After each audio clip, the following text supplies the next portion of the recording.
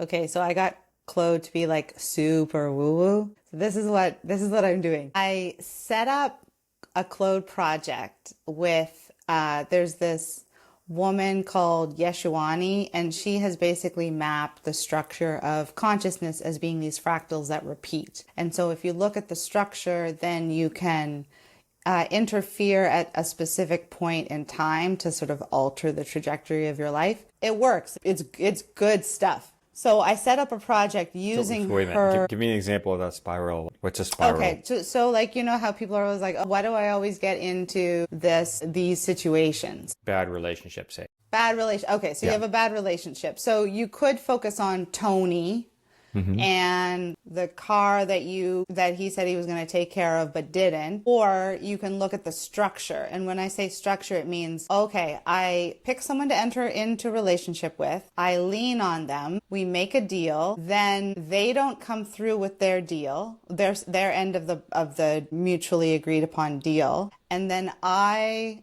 continue anyway, and it just becomes a dumpster fire of a relationship. Okay, and so So that's the structure, and it's like a that's the structure. And self-repeating. then I'm sad and I cry and we break up, or he leaves me, and then I start again. You need to analyze the fractal on a structural level to find the point of recursion, is what she calls it, where it always resolves the same way. So the point of recursion in that example would be the last thing that you as an autonomous human can do to alter the trajectory of your life, but you never do it. So in Okay. that case, Tony would, I don't know if we're using Tony. Anyway, the other person would have not come through with their deal, Yeah. their end of the deal. And you, at the moment where you would always choose to still go forward with your and fulfilling your end of the bargain, you would choose instead to back right up. So that would be the point. So it's a very precise point. You're not trying never to get into relationships with Tonys. You're not trying to get Tony to be a different person. You're not trying to go forward, but try to put boundaries up while you're in the relationship. You're actually just at that moment of time when you realize he didn't come through, you choose to go the other way. Okay, I get it. So there's a pattern that you enter into that you are probably perpetuating yourself all the time in some interaction. And then there's a point, a key inflection point, where you always do a thing that leads to the same result. And that's But the you point could where you do have something to else. intervene and do something different. Okay, got it. Exactly. And so you're going to use AI to use that method to find those inflection points and change Yeah. the behavior. Okay, tell me more. So I love the projects in Claude because ChatGPT was great, but I would have to keep swapping out the custom instructions if I wanted to do a different thing. Yeah. So with Claude, I have like 5 different projects running at one time that I'm using Claude for. And I just go into the different projects, which is just fantastic because I have a lot of, similar to your gardening, like I have a lot of like long-term, every day I use Claude to, Yeah, work on a long-term project. No, more like every day I pull 3 tarot cards Mm-hmm. and I give them to Claude and they interpret what I should stop doing, what I should start doing instead, that's card 2, and what I can expect as the new outcome. So it's a kind of like a pared down Yeshuani thing. Stop Okay. doing this with your life. Start doing this instead. This is the new result that you can expect if So you it's do not that. not like a long-term project. It's more just like types of analysis. Like I'm going to do A type of analysis over here that I like to do, and then I'm going to switch and do B type of analysis. So you've got those set up as projects. Exactly. So then I preload it with all of the instructions. So every day I pull the 3 cards, I go into the tarot project and I just say, King of Cups reversed, 3 of Wands upright, Justice card reversed. And then that's all I have to say because I've preloaded the instructions. And then I get all of that, I get all that output. So I'm going to just interject, for narrative purposes and tell the viewers that when the AI apocalypse comes, Lara's going to be the last one to die because they're just going to keep her around because they can't, like, she just doesn't prompt things in the way that other people do. So they're going to be like, well, we can't really simulate you. You're just going to keep Lara. Like, David, we figured him out. His patterns are mapped. But, like, she just asks us to read tarot cards. And then, like, then she's, like, working in the Yeshuani spiral. Like, your prompts are the most innovative prompts. They are weird. They are weird. Maybe I'll be like Princess Leia in Star Wars, you know, where like she's just chained with Jabba the Hutt. She's just gonna sit there like a little pet. We keep her around because It's like a pet. It's it's like, nothing oh, like look this at the one. cute one when they make the zoos for the humans. Okay, Yeah. so does the tarot card thing work? How does that work? Amazing. It works so well because tarot is it just works so well. I mean, it depends on if you believe in tarot. I think it's a way of channeling your subconscious. So all of my projects are ways that I channel my own subconscious and make it conscious to myself. So So that's this is like a one way. conversation, like an AI mediated conversation with Lara's unconscious. Exactly. Exactly. So I give Claude, and I used to give ChatGPT my unconscious, subconscious, unconscious, and then they give it back to me in the form of tough love. And Claude is so good at tough love. It's like more than one time I've gotten like the first sentence of the response and just bawled because it just hits different. And it's Wow. not Claude anything. It's not sonnet. It's Claude Opus 4. That's Yeah. the only one that works. They're Interesting. just smarter. Like Sonnet, I use Sonnet for the tarot, but Yeah. only because I'm trying to conserve my tokens. It's Like, funny, like models, even like within the same family, like they have different personalities. Like I prefer for like when I'm trying to work out ideas and stuff like that, I still use 3/7 Sonnet as my favorite. Like even like I've got Opus, I've got 4. I'm like, no, it's true. Because actually, I take that back. One, I am trying to conserve my tokens because Opus sure, 4, like, eats them kind of up so profligate. fast. Yeah. I would actually set an iPhone reminder like they reset. Let's go. They reset, and then I'd use them up in 15 minutes. But Sonnet is better with the tarot than Opus 4, kind of like the chickens. Like Opus 4 goes to out there. Sonnet just Yeah. gives you a good solid like return of the tarot interpretations. Okay. So, okay. So what I've started doing is loading Opus 4 with a different project, which is this fractal mastery mapping. And then I've never been somebody that remembers their dreams. Like I've remembered maybe one dream in my life, but I've gotten little glimpses. So I'll set it all up and then I'll wake up and I'll actually I've started training myself to realize that I was dreaming because my dreams are so kind of realistic in a way that I just think I'm remembering something that happened. But so I'll wake up and at the moment that I go like, I think I just had a dream, I'll speak the dream into Claude. Okay. And Claude will take my dream and explain my deepest recesses of my soul to me. And this happens at 6 a.m., which is kind of like, it's really harsh. Usually I read it and go like, that's too much for me right now. And then I'll come back. Come back and read it later. But it's like, because Well, that it's makes this sense. harsh You're not love. even online yet, right? You're just like, I just woke up. Yeah. And I've preloaded it to offer me a metaphor. So if I don't understand what they're talking about, I'll get it when the metaphor arrives. So it's like a version of explain this to me like I'm 5. Okay. So I'll have the psychology speak and then I'll have the metaphor to follow it up to say the same thing a different way. So what does the actual prompt look like for these kind of prompts for like the tarot card and the Yeshuani thing? Like, Do you want me and to I read think it to you?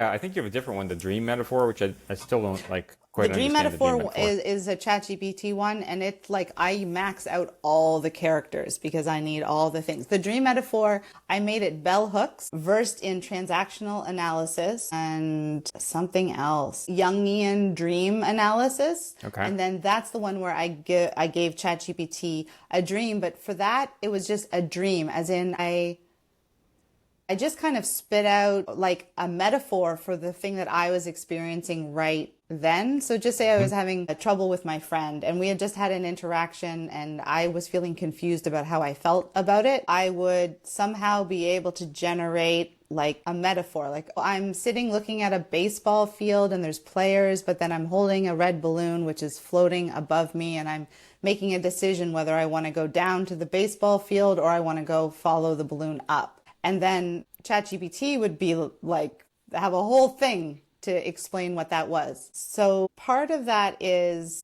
retraining, was actually not neural processing, but like a lot of your pathways, your neural pathways get trimmed based on your childhood. And my childhood had a lot of emotional neglect in it. So my vocabulary around emotions was non-existent. So like in my 20s, I would ask simple questions like, do I want to go to the park? And I would like go inward and there would be nothing. I'd be like, that's not good. I'm pretty sure that's not good. Like I wouldn't even get a yes or a no. So this has been a long process, but it went from that to sort of like trying to decide if I felt good or bad. And now we're at multicolored, like a good vocabulary, emotionally speaking. But this is all self-taught, but it's been super accelerated by using LLMs specifically to teach myself to regenerate my emotional pathways neurologically. Okay. So what does that look like in terms of prompting? Tell me like, about the different prompts and how does that, because this is like, I think we should title this video like Lara is the world's weirdest prompt engineer, but do continue. Yes, I am. I'm not going to argue with you. Okay, so do you want to hear the Do This Tarot project or the Yeshuani Without Materials project? Let's start with the tarot because that seems simpler, although maybe that's deceptive.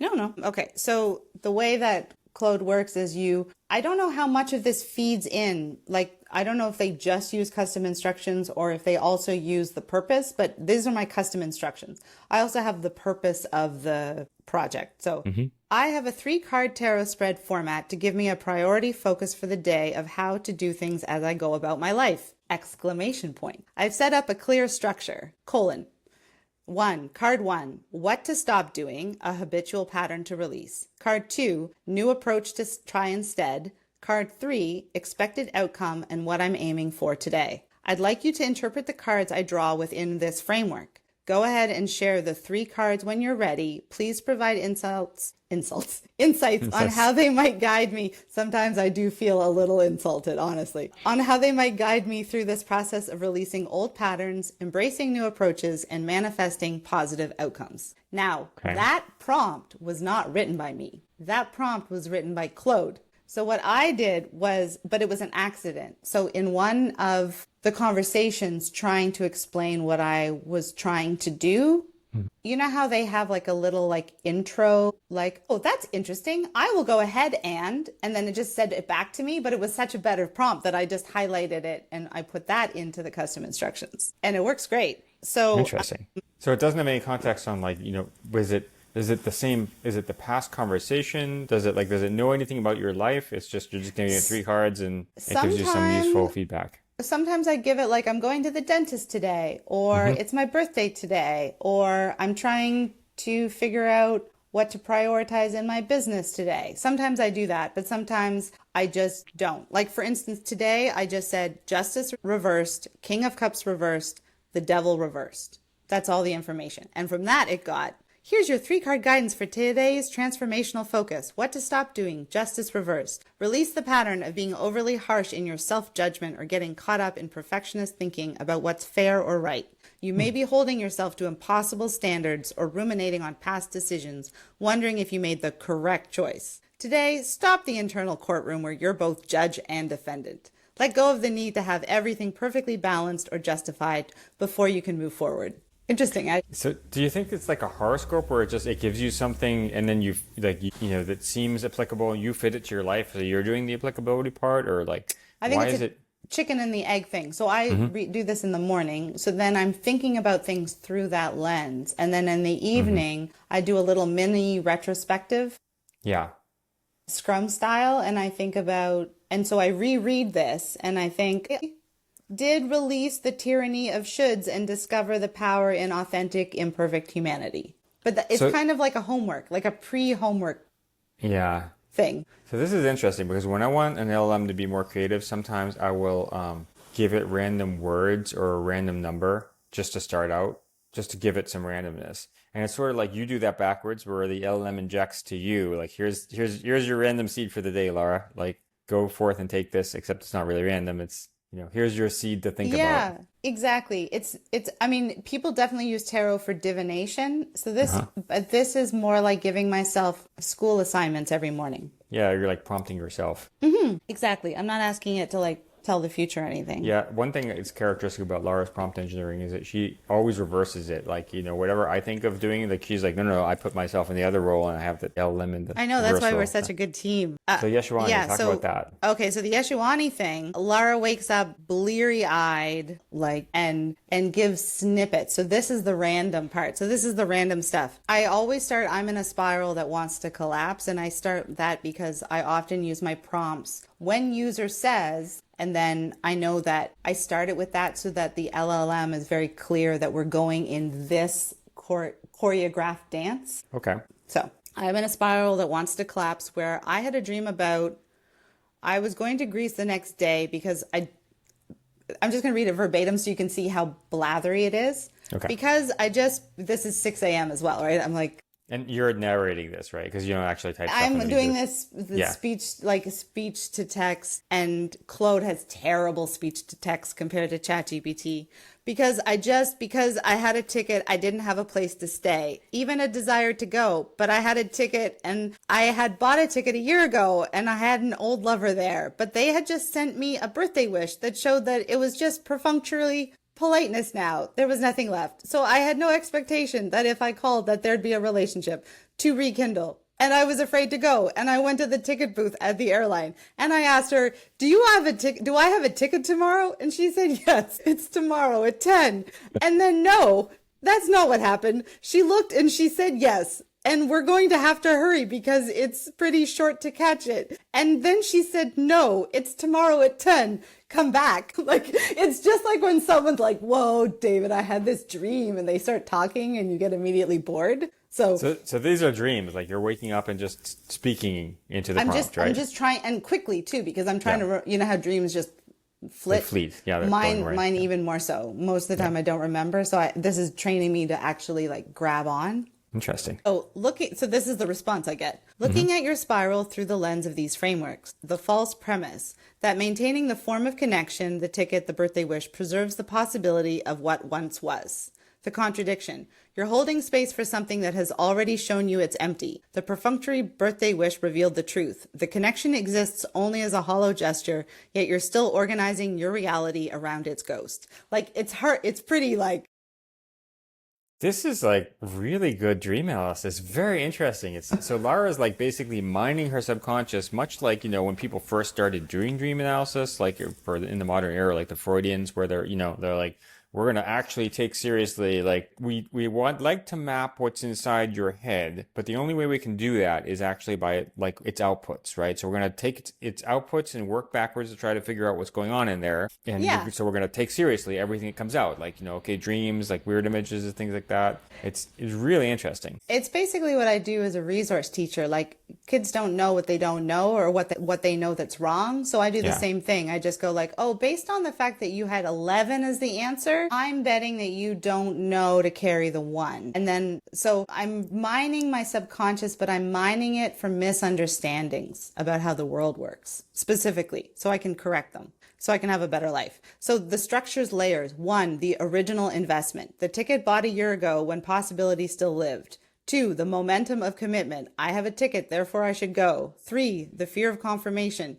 Going would make the emptiness undeniable. 4, the temporal confusion. Is it now? Is it tomorrow? Time itself becomes unclear when you're avoiding collapse. What props it up? So this is when it tells me, like, stop doing this stuff. Yeah. The sunk cost. I already bought the ticket. 2, the ambiguity of not going, preserving the illusion that maybe it could be different. 3, the confusion about timing, keeping you in perpetual preparation rather than resolution. And then what allows collapse? Simply seeing that you're using your energy to maintain a structure that serves no one, not you, not them, not even the memory of what was. The spiral wants to collapse because it's already empty. Your dream shows this through the airline agent's confusion. Even time itself can't hold steady around something that's already gone. And then it gives me a metaphor. You're like someone watering a plastic plant, afraid that acknowledging it's artificial will mean admitting you've been wasting water all along. But the plant was never alive, and the water could have been nourishing something real. The spiral is the endless circling of the watering can around something that can neither grow nor die. It can only be recognized for what it is. Like, Kitty's got sharp claws there. I know. Claude pulls no punches. Like, often I'm in tears at the end. So we go back and forth. Like, This is this is the Yeah. conversation. Like, That's it's a lot. fascinating. It's sort of like, like when they started like in the biblical dream analysis, right? Where Egypt and the king's like, I've got these things and I don't like I wake up with these dreams and I don't know what they mean. And then he's like, oh, and he's unpacking all of the structure and like, oh, you need to like govern in this way because of them. This, here's the problem here. This is what you're trying to, run away from, but you have to like go towards this. It's like there's deep insight in that, but Oh it's yeah, kind it's of crazy prophecy. how effective it is at using this very obscure but powerful technique, this whole spiral collapse thing. And then just like you're giving it like raw, like, okay, I just woke up and I haven't cleared all my sleep neurotransmitters, so I'm gonna blather out like mind state at the time, and then it It's can actually id. work off that. Exactly. There, Jungian people that follow Carl Jung, they believe that dreams are the cheat code to your life. So your dream is your soul talking to you. So I'm starting on that Hmm. premise that my dream is my soul going, wake up, do this. And so, but I can't understand it because I can't speak soul. But Right. Claude can speak soul. So I speak its soul and then it tells me in plain English, let go, that's not happening. That's not going to happen. Yeah, that is cool. Yeah, it works great. And it's just I don't think I've gotten anything close to this quality of life change as I have since I started working